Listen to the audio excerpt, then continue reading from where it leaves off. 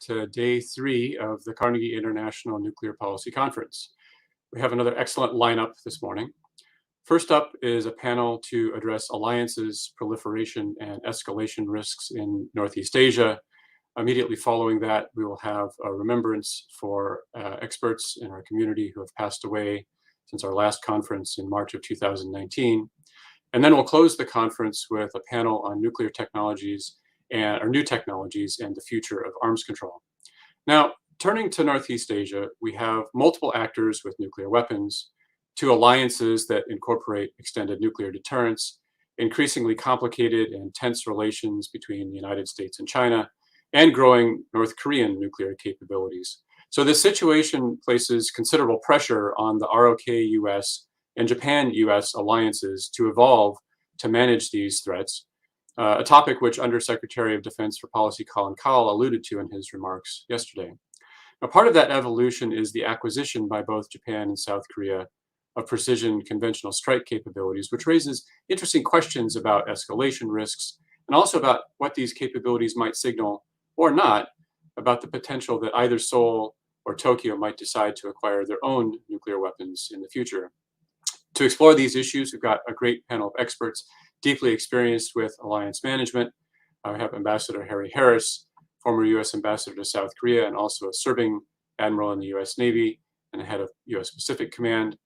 Dr. Bo-Ram Kwan, Associate Research Fellow at the Korea Institute for Defense Analyses. Professor Hideshi Takuchi, Visiting Professor at the National Graduate Institute for Policy Studies in Tokyo.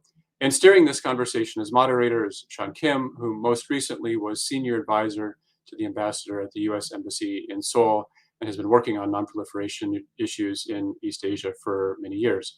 So welcome to all of you, and Sean, over to you. Toby, thank you so much.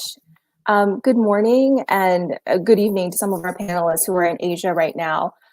We will we'll just jump in and I'll ask the first question to Dr. Kwan. Dr. Kwan, how would you characterize the biggest threats to the security environment in the region? And are U.S.-ROK alliance deterrence measures sufficient to counter these threats? Well, thank you for giving me opportunity to go first. I think last year was a very unusual year where we talked more about non-traditional security threats than the ones that we're used to, the hard security threats. But it doesn't mean that they have gone away. They still exist. And actually, they're more severe and more difficult to work with. I think South Korea threat perceptions are composed of 2 parts. One is physical and one is psychological. I think the physical sense, the North Korean missile and nuclear weapons program is the biggest threat. And then also we have China's military ambition and economic coercion, which is also a threat. And psychologically, I think we talk a lot about it, but I want to be out front about it, is that there's a threat of being dragged into great power competition. Our European allies sort of signaled that at the G7, where they know that China is a big threat, but they're not comfortable with making this an ideological competition. And also, there's always also a threat for being abandoned by either the US, China, or both, because our government is being strategically ambiguous on many issues. So that's another threat there. I'm in Singapore right now, and the rumor is that whatever vaccine you choose sort of affects your foreign policy alignment. So that's what the state of the world is right now. So it's kind of sad on that point. On your the second part of your question, whether our deterrence, whether our alliance is fit to deal with these threats, I think it is, but there is always room for improvement. When we think about the ROK-US alliance, I think there is the mechanics of it, and then the trust part of it. I think the trust part of it, we have to build back the trust, but I think there is a big sense of relief that after President Biden took office, that he's really mending ties with allies. So there is a big sense of relief there. More than 90% of Koreans argue that the alliance is necessary and it's supported, and there's a high level of trust in the Biden administration.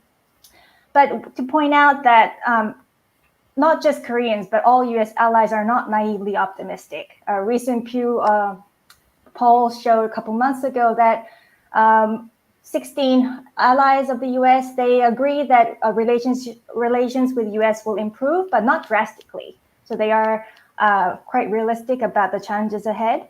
And then speaking simply about the mechanics of the alliance, mechanics of the alliance are included our sufficient military deterrence capabilities on the ROK military side, and also the extended deterrence part of the alliance.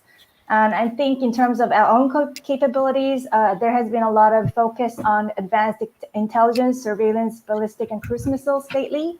And I think we'll get a more chance to talk about the implications of that later. I think I'll stop there.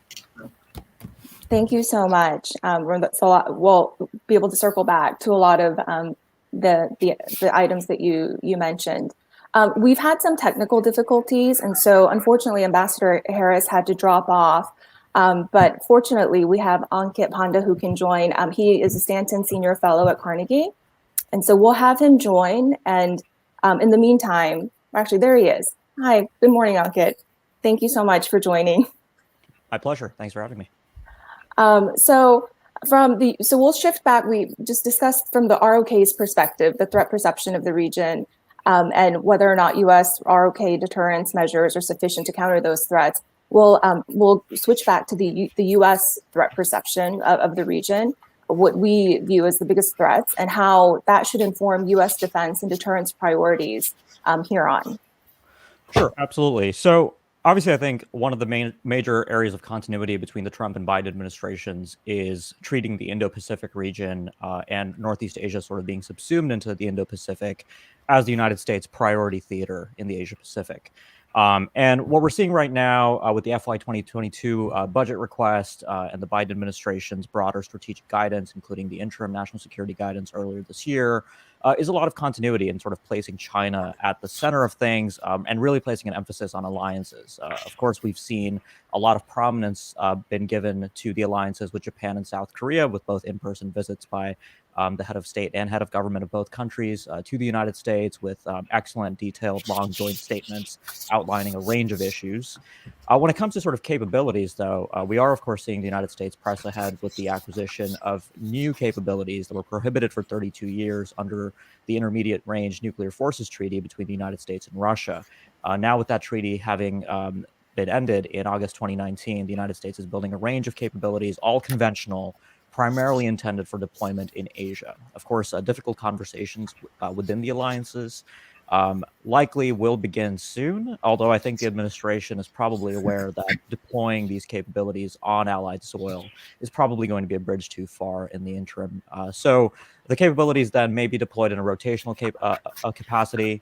I also hope that we'll see a greater degree of coordination between our two alliances on the role that Allied precision strike capabilities might play in managing escalation. And of course, for our allies, given the last 4 years and the concerns that have persisted about extended nuclear deterrence, alliance cohesion, I'm sure that that those conversations will be an important feature of what the Biden administration chooses to focus on in Asia in the near term as well.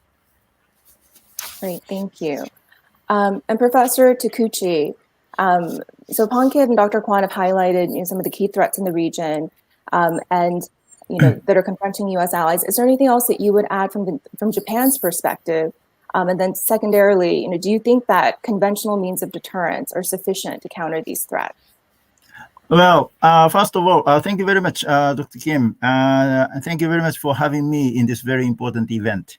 And actually, Japan is geographically surrounded by two nuclear powers and one de facto nuclear player.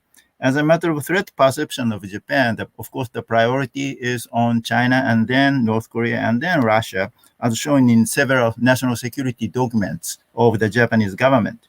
And Japan is an island country and maritime state dependent much on free flow of materials and resources and commercial goods through maritime trading routes, and free flow of Japanese and American forces for the national and regional security in this seascape.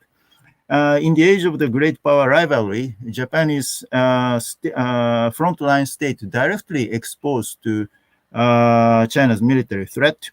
And as the Japanese archipelago is part of the first island chain, and the military balance is in the west side of the first island chain is being tilted toward China, Japan's own national security is also relevant to thwart maritime expansion of China.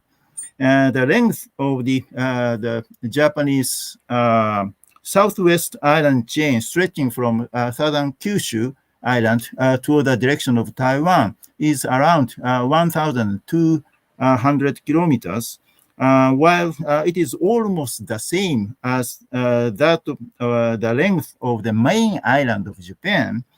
That long southwest island chain has been a kind of a power vacuum. The major presence of considerable amount of Japanese and American forces over there are only on the main island of Okinawa. Protection of the southwest island chain is critically important, not to deteriorate the military balance in the region. In addition, Chinese quiet invasion to the East and South China Seas is continuing, and the Taiwan Strait is also a hotspot. Japan couldn't be indifferent to possible Taiwan contingencies, so it will affect Japan's own security.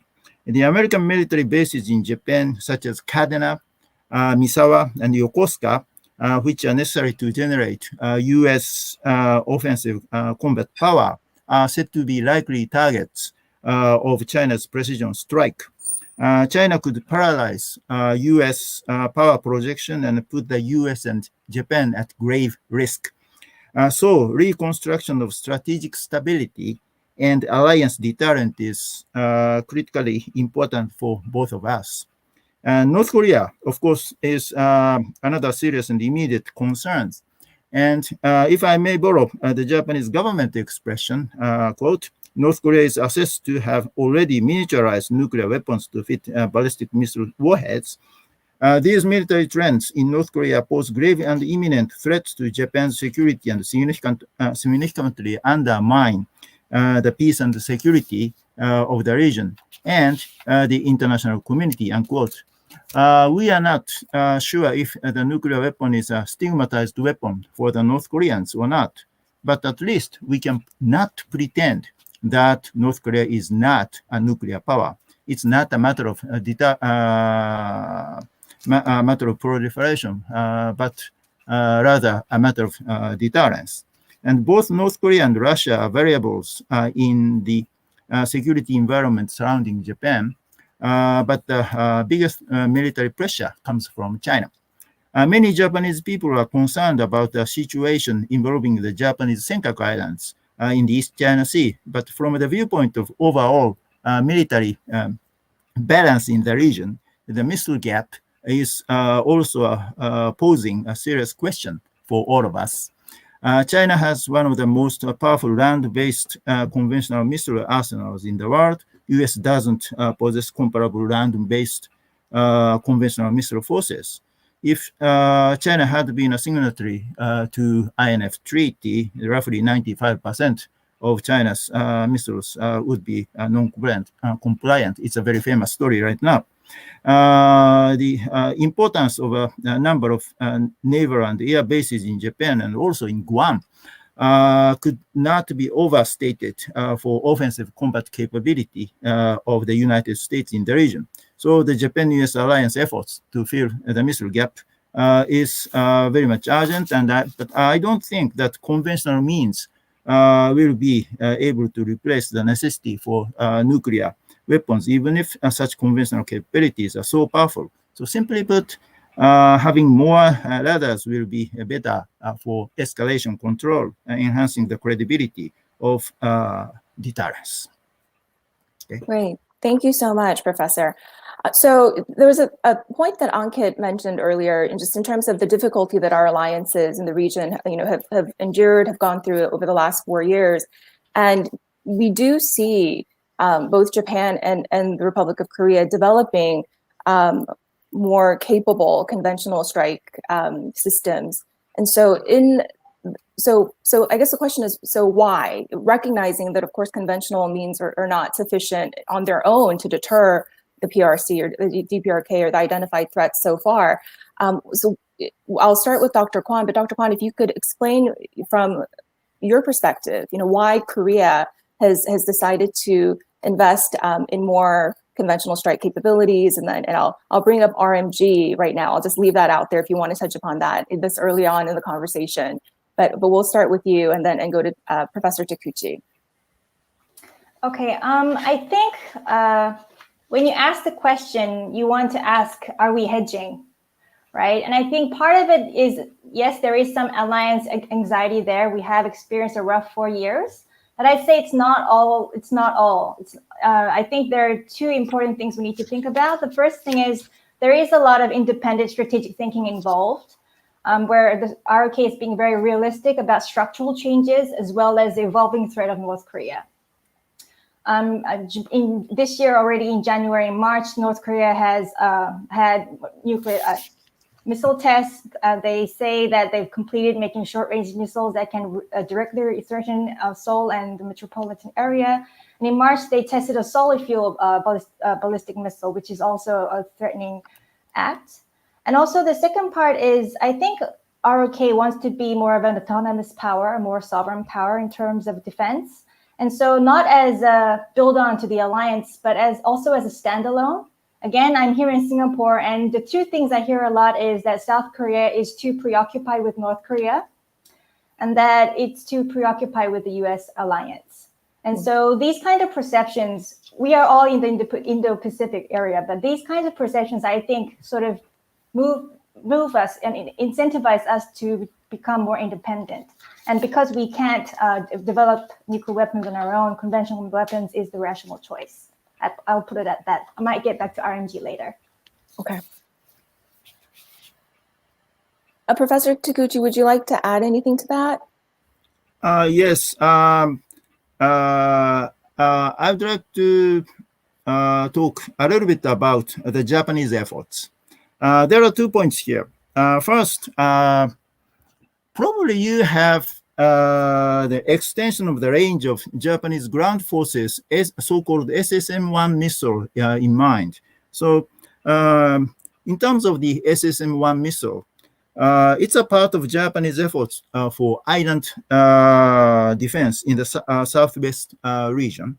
And when the new development is done in 5 years or so, the Japanese ground force will acquire standoff attack capability against invading ships. It is an effort to offset China's advantage in the first island chain.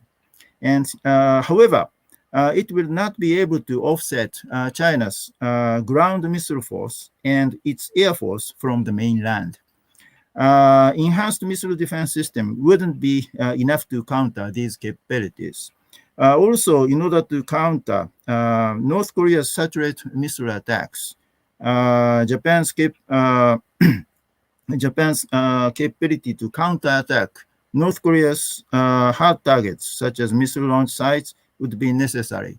This is my second point, so-called counter-strike capability study. It was former Prime Minister Shinzo Abe's personal agenda item. I'm not sure how serious right now the Japanese government is on this subject. It doesn't seem to be prioritized at all, as the resources are increasingly, particularly financial resources are increasingly limited. Its opportunity cost will be very expensive. And just personally though, I would speculate that the government will make a certain decision in 2 years when the current 5-year defense build-up program is over and is replaced by a new one. I can't predict the outcome of the study, but the study and the potential intention behind the study shouldn't be construed as deviation or drift from the alliance relationship with the United States. It shouldn't be called independent capability, actually.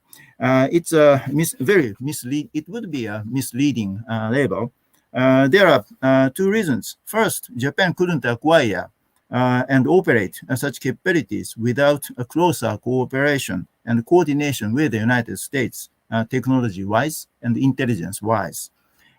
Presumably, both governments have been working together for some years to define a new set of roles missions and capabilities for the regional security in the post-INFH is an effort to strengthen the U.S. Deterrence. That's my impression. Thank you, Professor Kikuchi. And you make a very important point. These aren't necessarily independent capabilities. Some of them are, and obviously the ROKs, the killed chain KMD, massive punishment. Those are independent capabilities within the alliance framework, within the alliance deterrence rubric. But so Ankit, as our allies, develop both independent and also combined capabilities, conventional capabilities.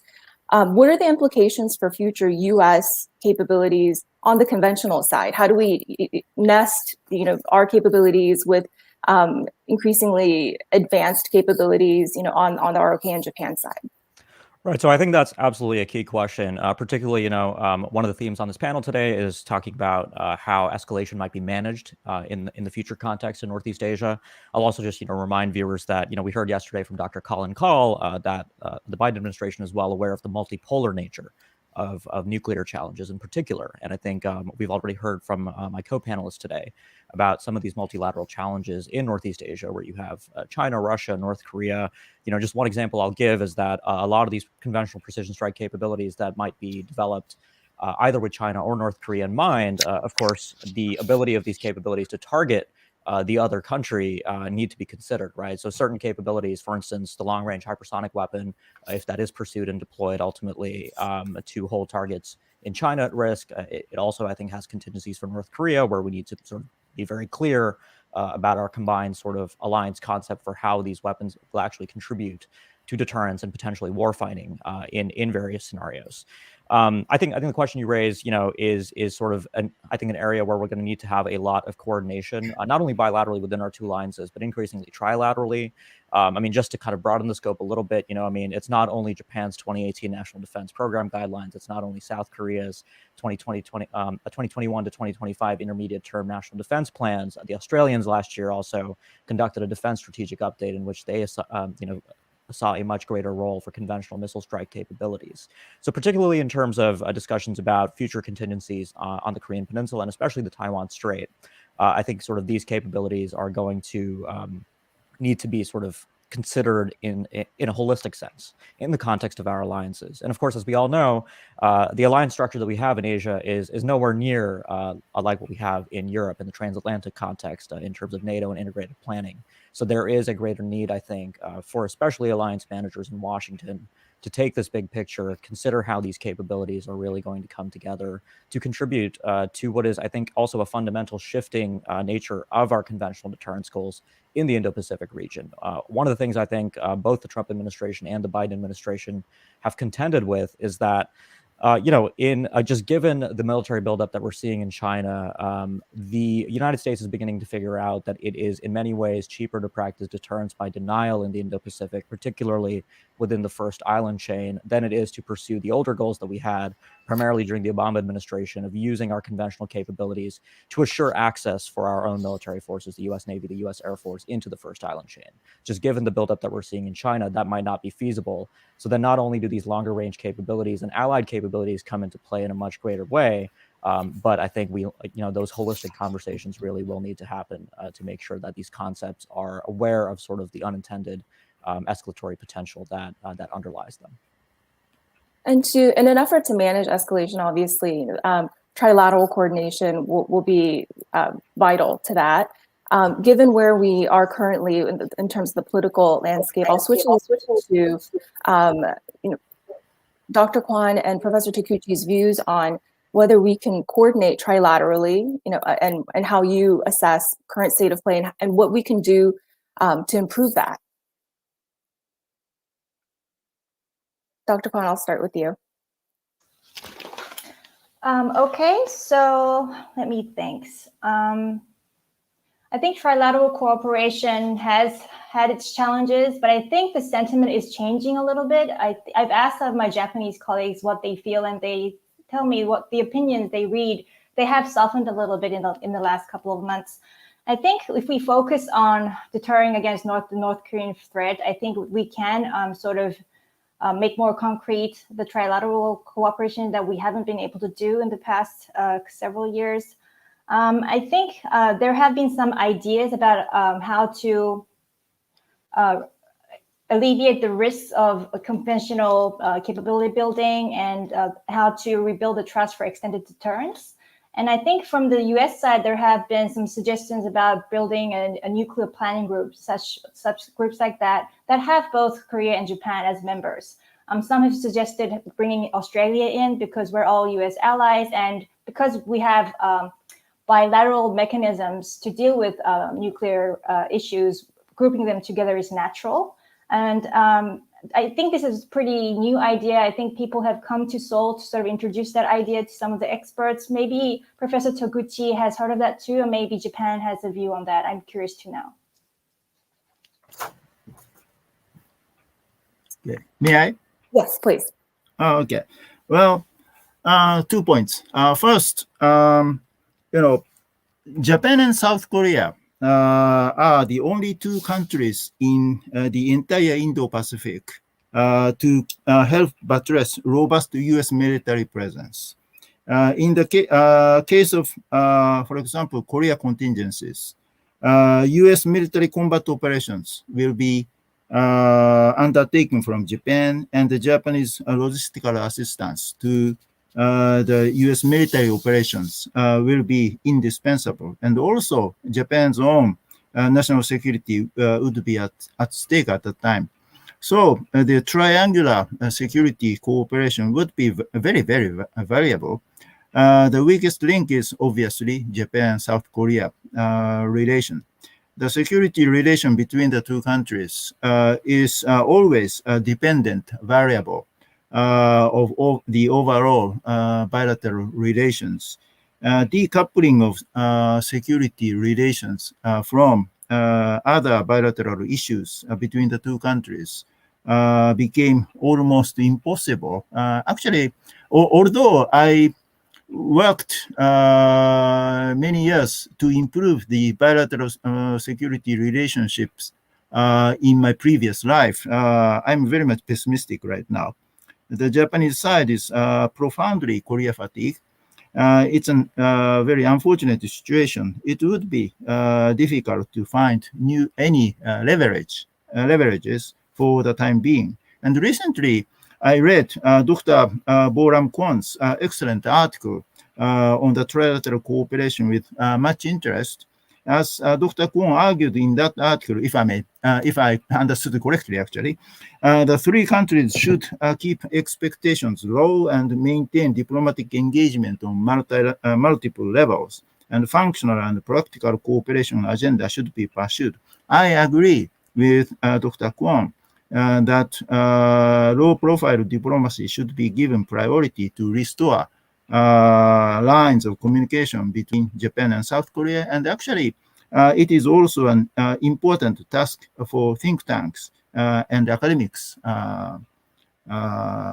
like us. And in terms of the nuclear sharing or nuclear planning, some American experts and also regional experts, including from Japan, South Korea, and Australia, recently published a policy recommendation. Probably all of us know about it. And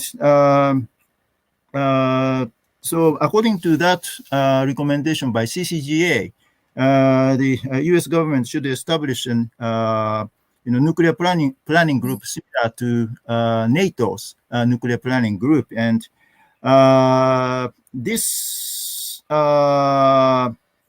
is a very interesting recommendation. And when this recommendation was rolled out, some Japanese media publicized it in Japan. However, as far as I know, I don't see any big public debates on this issue. So this issue does not seem to be high on agenda right now. That's my impression right now.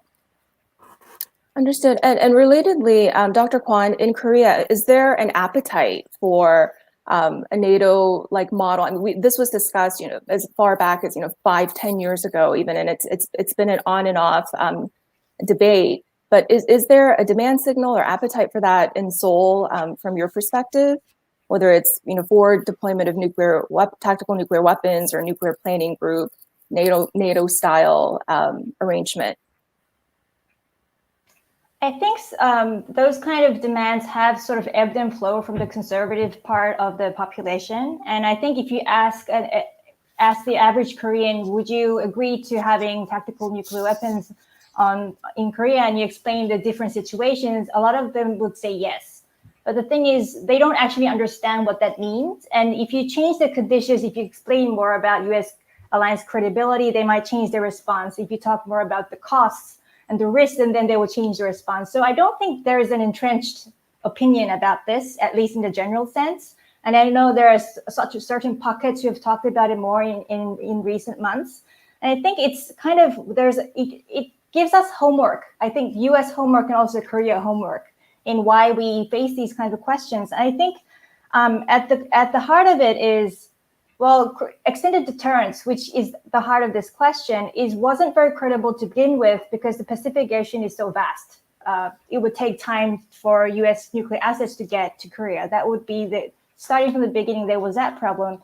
And I think the Trump administration wasn't very good at reassuring allies about extended deterrence. He talked about the possibility of preemptive strike against North Korea at one point, and even said that he would accept allies developing their own nuclear weapons. So that really didn't help. And so that kinds of building trust is an issue there. So I think the first thing on the list to do is to build that trust and reduce the threat perception gap. And I think perhaps what we could do is talk more about how to make this extended deterrence more of a clear doctrine, like make it more detailed, like what does it entail? I think people have a lot of questions about, even among the experts, there is no consensus, I think. That's something we can work on. Maybe reviving some of the consultation mechanisms, the EDSCG, it's a long-term extended deterrence strategy and consultation group. Those kind of mechanisms, if they're revived, I think that will sort of assure a lot of those people with those kind of demands. But I want to say that there are also voices against redeploying nuclear weapons or nuclear sharing. And they say because it just increases regional instability. And and then arms race and all of that instability arguments there. And so I think coming to, of course, the homework for the ROK, I think, is we need better public diplomacy and more communication with the public, both experts and the general public. And I think even me, if I ask myself, how capable is the US, how willing is the US to deploy nuclear weapons in this kind of environment to the Korean Peninsula? I don't know quite, but I think with the Biden administration talking about non-proliferation, talking about making institutions matter again, I don't think he will cross the lines of the NPT or US law to redeploy nuclear weapons on foreign soil. So I think we need better quality information. And maybe Anke can add to that too. Anke, would you like to add something before I switch over to some of the questions from our audience? Yeah, no, absolutely. So yeah, the nuclear planning group proposals, look, I mean, so I'll just be frank. I'm a little skeptical that, the full range of problems that have been fraying at our alliances over the last 4 years can be solved necessarily by applying the nuclear hammer, right? And so there are problems within the alliance that I think are more fundamental issues of just the software, right? We've been talking a lot about hardware and capabilities, and, I sort of put nuclear weapons and even nuclear planning at an operational level as part of sort of the hardware suite that makes for a healthy alliance, either in the US-Korea or US-Japan context. But really, I think, there are sort of other software issues. And even when it comes to nuclear weapons, I think, one of the fundamental concerns that really prevailed in South Korea, for instance, in 2017, during the days of fire and fury, was concerned that the United States might actually use nuclear weapons or carry out significant military action without sufficient consultation, right? We have effectively a nuclear monarchy in the United States, and that not only means that the president has sole authority within the American political system, but that really extends to our alliances. We don't actually have to consult our allies before the president authorizes nuclear use. And I think even if that's not formally changed in any real way, communicating to the heads of state and heads of government of our allies, particularly in Northeast Asia, that those kinds of consultations would be something that we would offer, would I think be a very positive signal from the Biden administration, right? Our allies don't want us starting a nuclear war in their neighborhoods without their consent and knowledge. And so that I think can in many ways offer the sort of political buttressing to the alliance. And then, we can talk about the set of capabilities, particularly the fate of the new sea launch cruise missile that the Biden administration did include in its fiscal year 2022 budget request, and what role that might or might not play in reassuring allies.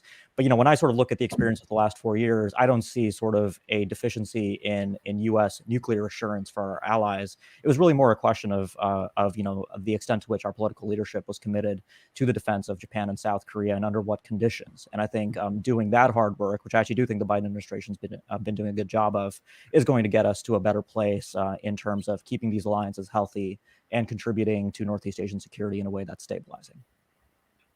I would agree with that. So I'll switch over to some of the questions that we're getting from the audience. Gary Sampson asks, next month, the PRC-DPRK alliance is up for renewal. What are your views on how that alliance portends for the issues being discussed here today? I'm happy to open this up to all of our panelists. Ankit, if you want to take the first stab at this, and then we can go around. Yeah, what a great question. I definitely didn't expect that to come up during this panel, but I'm really delighted it did. So I believe it's July 12th.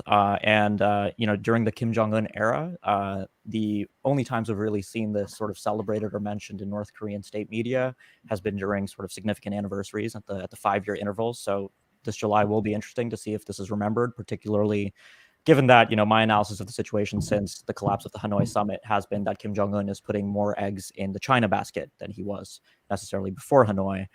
So if that alliance is sort of celebrated and sort of, recalled, and just in case, viewers aren't aware, Article 2 of this agreement did include a mutual defense clause. There's been a lot of debate, and I would say the consensus among most analysts now is that Article 2 of that treaty no longer really applies to circumstances in which North Korea would initiate nuclear use. That in that case, the PRC would no longer honor that component, but it would potentially play a role if North Korea does face an attack from the United States or South Korea. So obviously, if you're North Korea and you have this kind of an arrangement with China, a major benefactor and military power, for it to have any kind of deterrence effects against South Korea, the United States, and Japan, there would need to be a degree of clarity under what circumstances this treaty would or would not take effect.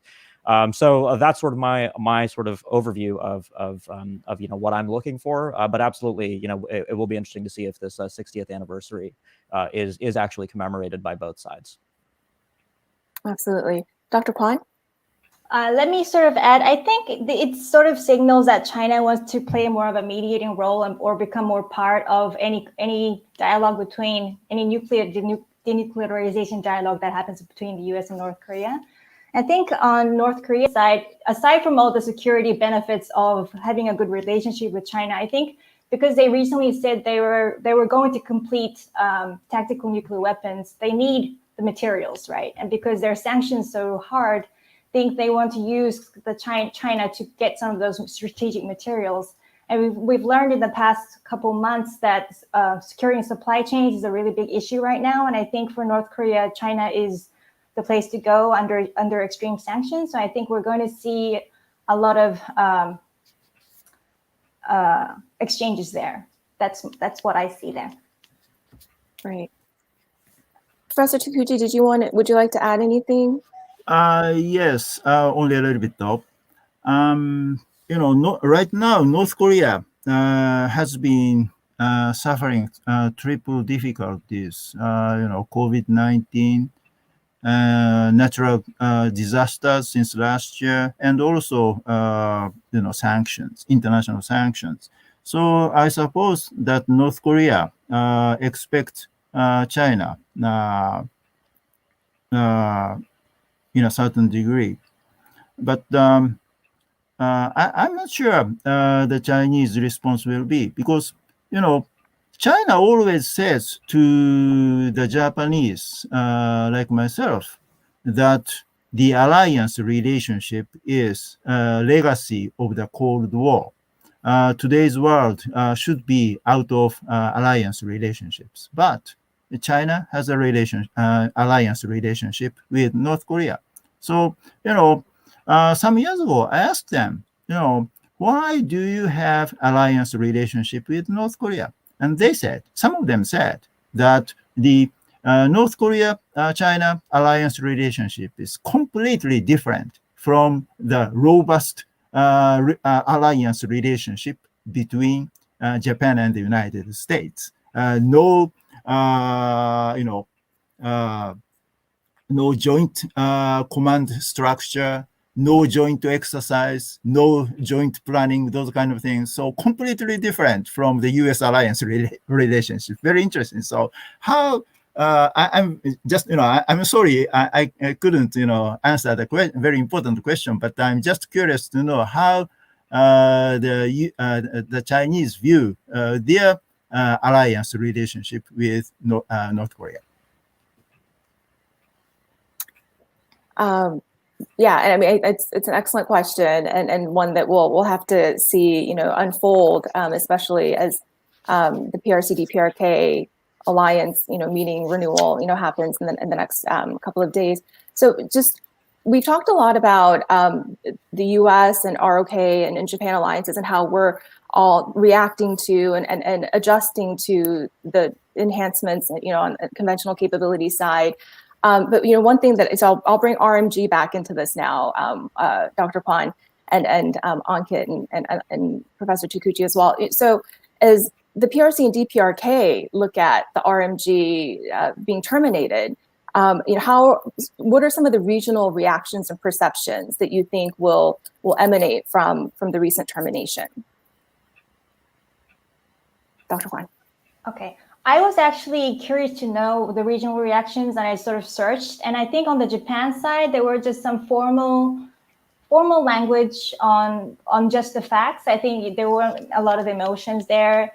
I think China, they're probably not that happy. But then on the other side, I think they would be less threatened to have South Korea having more control of our military capabilities than the U.S. having more control of our military capabilities. I think that's sort of the flip, two-side issue there.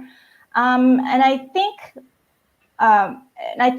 from Europe, I think I hear some voices saying, well, that might create an asymmetry, maybe make North Korea less likely to come to the table, maybe even try to provoke and trying to ruin whatever we have already. But I think having strong capabilities may actually help with negotiations. I don't think at this point, if we start restraining ourselves, that North Korea would suddenly come to the table. They might be more emboldened to do other things. So I think it's a very multi-dimensional issue, and I'm really curious what other people think. And I also am curious what the U.S.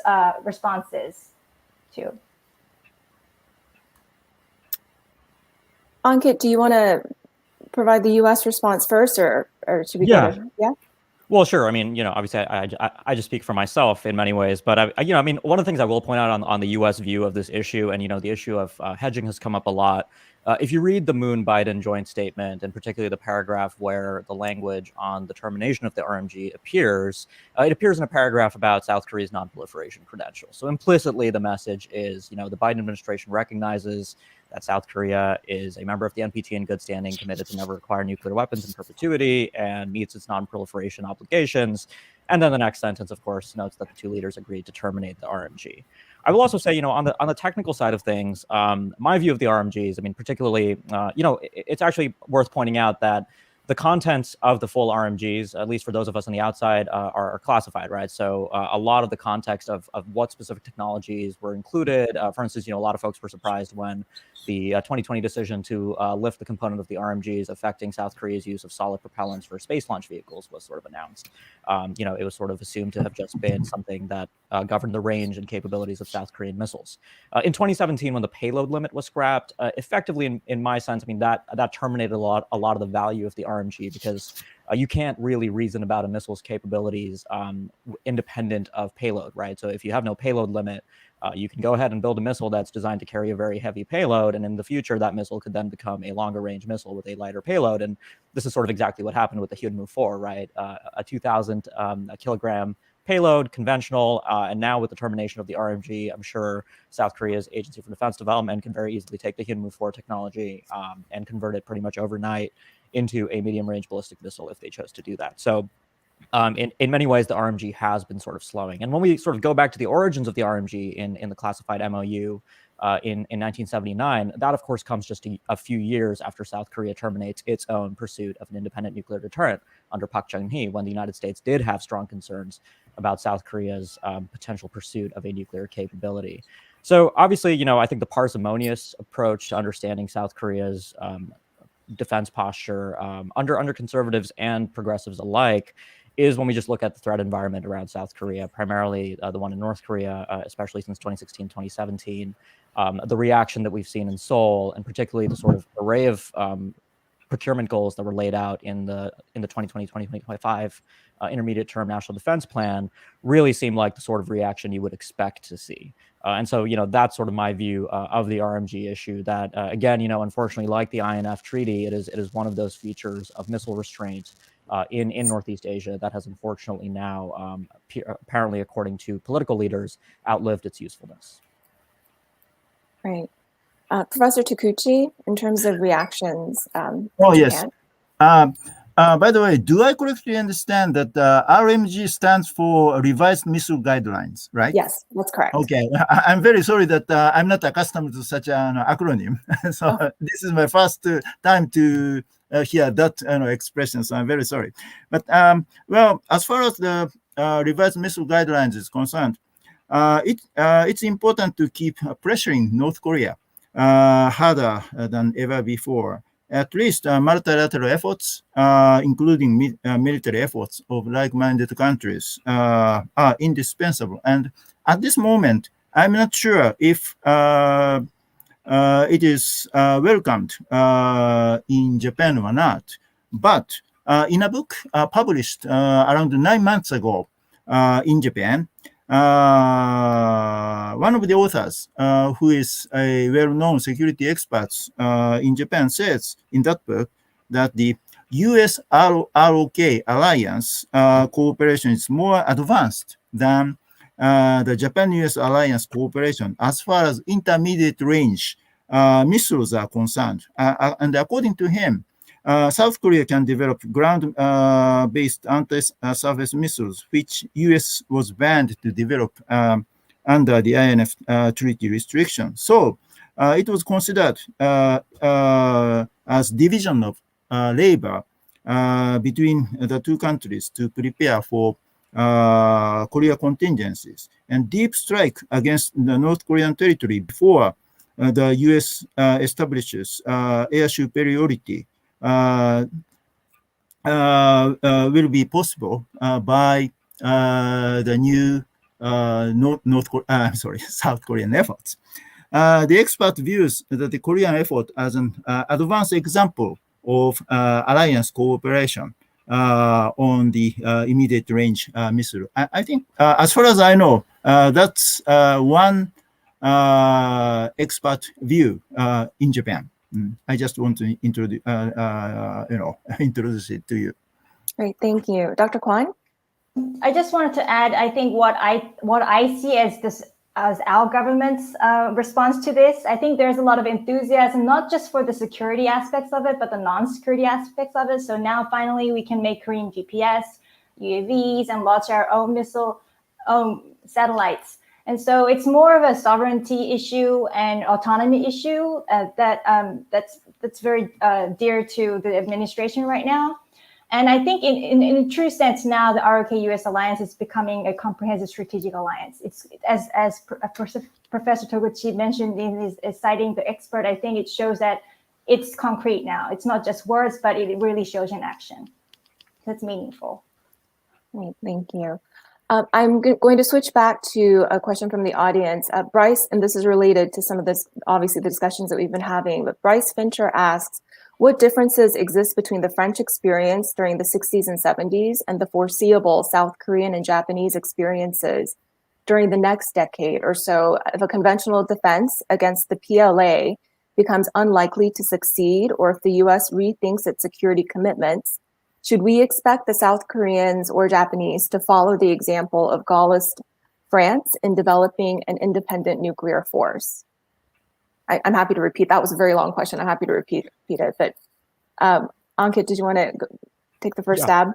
Absolutely. So, yeah, I mean, just going back to the theme of this panel on hedging, I think the fundamental, so right now I am sort of less concerned about direct short-term nuclear hedging by Japan and South Korea, even with all the discussions we've had about capabilities. What would sort of change my view on that, and I think what would significantly shift the debate in both countries, would be, as the question hints, if the United States rethought its security commitments, right? If the United States fundamentally got out of the extended deterrence business in Northeast Asia, in any kind of formal way, I think that is what changes the debate quite fundamentally, I think, in both countries, if those assurances do completely evaporate. I don't see that happening in the short term, but of course, a lot of folks didn't expect the 2016 election to go the way that it did, and we're going to have another election in this country in 2024.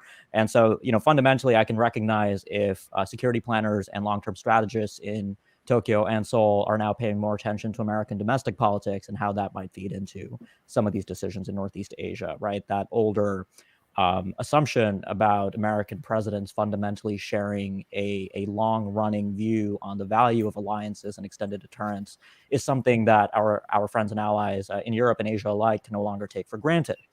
That said, I mean, it is worth talking about the Gaullist experience, right? Because the fundamental concern for Charles de Gaulle was one about credibility, right? The issue of decoupling, that the United States would not allow Portland to suffer a nuclear attack to save Paris. And so today we get the same conversations around Seattle for Seoul, Toledo for Tokyo, so to speak. And again, I mean, just to go back to that software-hardware analogy, I fundamentally see these again as problems of software, right?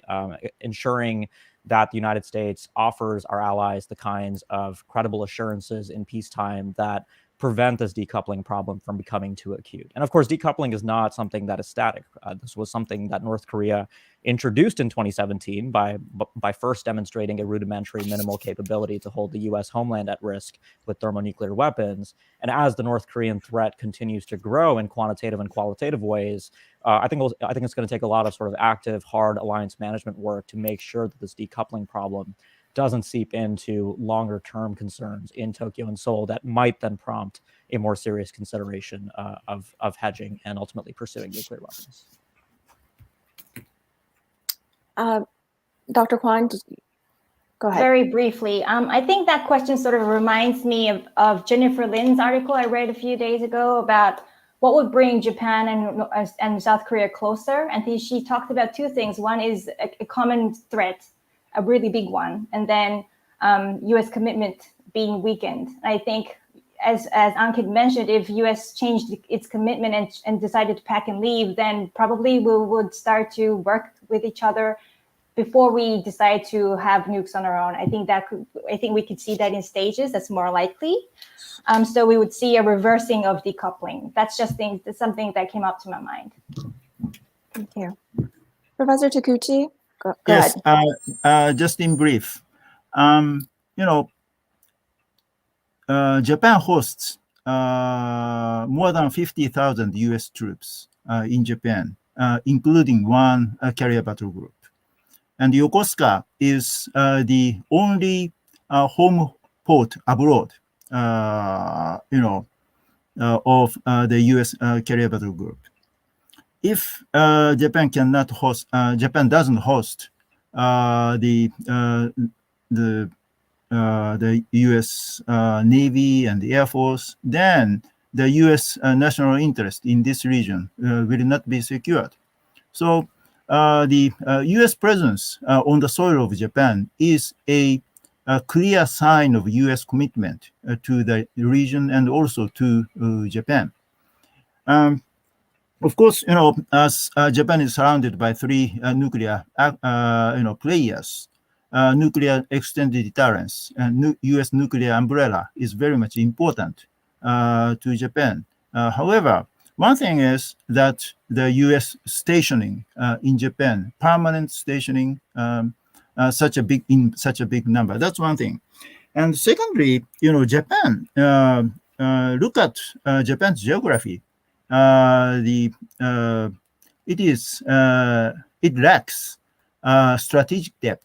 So it is not a good option for Japan to acquire nuclear weapons. Great, thank So you. the enhancement of the credibility of the nuclear umbrella is more important than Japan's own nuclear capability. Excellent.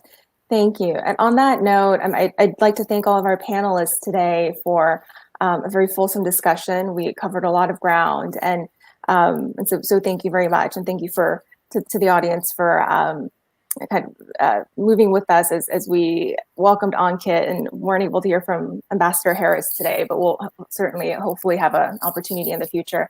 I'm going to hand things back over to Toby. And he'll wrap up for us today.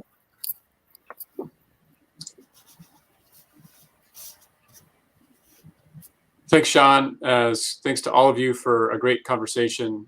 Clearly, these issues are really dynamic, and we'll have a lot of focus in the next year in the context of the U.S. nuclear posture review, and also the upcoming presidential election in Seoul next spring. We're obviously, and I agree with Sean, sorry that some technical issues prevented Ambassador Harris from connecting with us. But really, thanks to my colleague Ankit Panda for stepping in at the last minute there. It's a tall order, and he was great. So we'll now have a short break, returning at 10:15 Eastern Time, at which time we'll have a in memoriam session. Please join us then. In order to connect then, you'll need to go back to the reception to refresh the stage, and then come back to the stage at 10:15. Thanks very much.